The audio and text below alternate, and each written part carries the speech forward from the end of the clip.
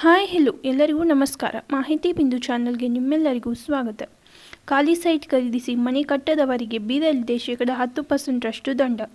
ಪೂರ್ತಿ ವಿಡಿಯೋನ ಕೊನೆ ತನಕ ನೋಡಿ ಹಾಗೂ ಇಷ್ಟ ಆದಲ್ಲಿ ಲೈಕ್, ಶೇರ್, ಸಬ್ಸ್ಕ್ರೈಬ್ ಮಾಡೋದನ್ನು ಮರಿಬೇಡಿ.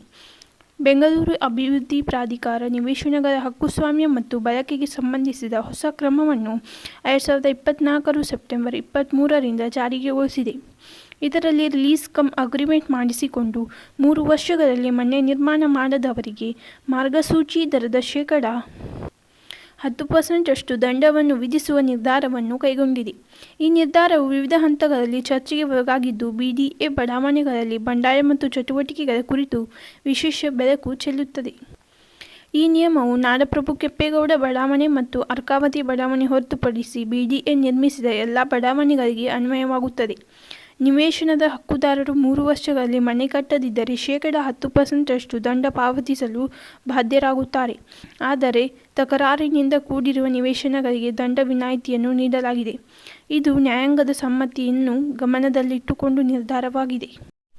ಬಿಡಿಎ ಕಾಯ್ದೆಯ ಪ್ರಕಾರ ನಿವೇಶನದ ಹಕ್ಕುದಾರರು ನಿರ್ದಿಷ್ಟ ಅವಧಿಯಲ್ಲಿ ನಿರ್ಮಾಣ ಕಾರ್ಯವನ್ನು ಪೂರ್ಣಗೊಳಿಸದಿದ್ದರೆ ಪ್ರಾಧಿಕಾರವು ಆ ನಿವೇಶನವನ್ನು ವಶಪಡಿಸಿಕೊಳ್ಳುವ ಅಧಿಕಾರವನ್ನು ಹೊಂದಿದೆ. ಈ ನಿಯಮದ ಜಾರಿಯಿಂದ ಮುಂದೆ ವಶಪಡಿಕೆ ಅಥವಾ ತೀರ್ಪು ಸಮಸ್ಯೆಗಳಿಗೆ ತೊಡಕು ಉಂಟಾಗದಂತೆ ದಂಡ ವಸೂಲಿಗೆ ಪ್ರಾಧಿಕಾರ ಒಲವು ತೋರಿಸಿದೆ.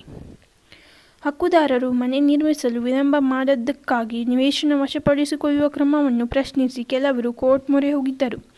ಈ ಹಿನ್ನೆಲೆಯಲ್ಲಿ ಕಾನೂನಾತ್ಮಕ ಸಮಸ್ಯೆಗಳನ್ನು ತಪ್ಪಿಸಲು ನಿವೇಶನ ವಶಪಡಿಸಿಕೊಳ್ಳುವ ಬದಲು ದಂಡ ವಸೂಲಿ ಎಂಬ ಸಮನ್ವಯದ ನಿಲುವು ಒಪ್ಪಿಕೊಂಡಿದೆ. ಮಾರ್ಗಸೂಚಿ ದರದ -10% ದಂಡವು ಪ್ರತ್ಯೇಕ ನಿವೇಶನಗಳ ಆಯಕಟ್ಟಿನ ಮೇಲೆ ಆರ್ಥಿಕ ಪ್ರಭಾವ ಬೀರುವ ಸಾಧ್ಯತೆ ಇದೆ. ದಂಡದ ಮೊತ್ತವು ಕಡಿಮೆ ಅಥವಾ ಮಧ್ಯಮ ಆದಾಯವಿರುವ ನಿವೇಶನಾಧಿಕಾರಿಗೆ ಅಡಚಣೆಯಾದರೂ ಇದರ ಮೂಲದ ಬಿಡಿಎ ತನ್ನ ಬಂಡವಾಳದ ವ್ಯವಸ್ಥೆ ಸುಧಾರಿಸಲು ಪ್ರಯತ್ನಿಸುತ್ತದೆ. ಈ ಕಾಯ್ದೆಯಿಂದ ಪ್ರತ್ಯಕ್ಷ ಮತ್ತು ಪರೋಕ್ಷವಾಗಿ ಇರುವ ಫಲಿತಾಂಶಗಳೇನೆಂದರೆ ಸಕ್ರಿಯ ವಿನ್ಯಾಸ, ಅಂದರೆ ಹಕ್ಕುದಾರರು ತ್ವರಿತವಾಗಿ ಮನೆ ನಿರ್ಮಿಸಲು ಪ್ರೇರಣೆಯಾಗಬಹುದು. ವಿತ್ತೀಯ ಶ್ರೇಣಿಯಲ್ಲಿ ಬಡಾವಣೆ, ಅಂದರೆ ಬಿಡಿಎ ತನ್ನ ಆರ್ಥಿಕ ಸಂಪತ್ತನ್ನು ಸುಧಾರಿಸಲು ಹೊಸ ಮಾರ್ಗವನ್ನು ಅನುಸರಿಸಿದೆ.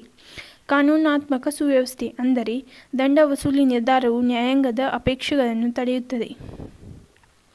ಹಕ್ಕುದಾರರು ನಿಯಮವನ್ನು ಪಾಲಿಸಲು ಅಸಮರ್ಥರಾಗಿರುವ ಸಂದರ್ಭಗಳಲ್ಲಿ ತಾತ್ಕಾಲಿಕ ವಿನಾಯಿತಿ ಅಥವಾ ಇಳಿವು ಕ್ರಮಗಳನ್ನು ಜಾರಿಗೆ ತರುವ ಬಗ್ಗೆ ಚರ್ಚೆ ಅಗತ್ಯವಿದೆ.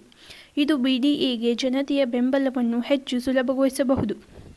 ಕೊನೆಯದಾಗಿ ಹೇಳುವುದಾದರೆ, ಬಿಡಿಎ ನಿವೇಶನಗಳಿಗೆ ಸಂಬಂಧಿಸಿದ ಹೊಸ ನಿಯಮವು ಹಕ್ಕುದಾರರ ಮೇಲಿನ ಹೊಣೆಗಾರಿಕೆಯನ್ನು ಸಕ್ರಿಯಗೊಳಿಸಲು ಒಂದು ದಿಟ್ಟ ಹೆಜ್ಜೆಯಾಗಿದೆ. ಇದು ಅಸ್ತಿತ್ವದಲ್ಲಿರುವ ನಿಯಮವನ್ನು ಸುಧಾರಿಸಲು ಪ್ರಭಾವಶಾಲಿ ಪ್ರಯತ್ನವಾಗಿದೆ. ಆದರೆ ಆರ್ಥಿಕ ಮತ್ತು ಕಾನೂನಾತ್ಮಕ ಸವಾಲುಗಳನ್ನು ಸಮರ್ಥವಾಗಿ ಎದುರಿಸುವುದೇ ಇದರ ಯಶಸ್ಸಿನ ಆಧಾರವಾಗಿದೆ. ಈ ಕ್ರಮವು ನಗರಾಭಿವೃದ್ಧಿ ದೃಷ್ಟಿಕೋನದಲ್ಲಿ ಕಾನೂನಾತ್ಮಕ ನಿರ್ಧಾರಗಳನ್ನು ಪುನರ್ವಿಮರ್ಶೆ ಮಾಡುವ ಅನಿವಾರ್ಯತೆಯನ್ನು ತೋರಿಸುತ್ತದೆ.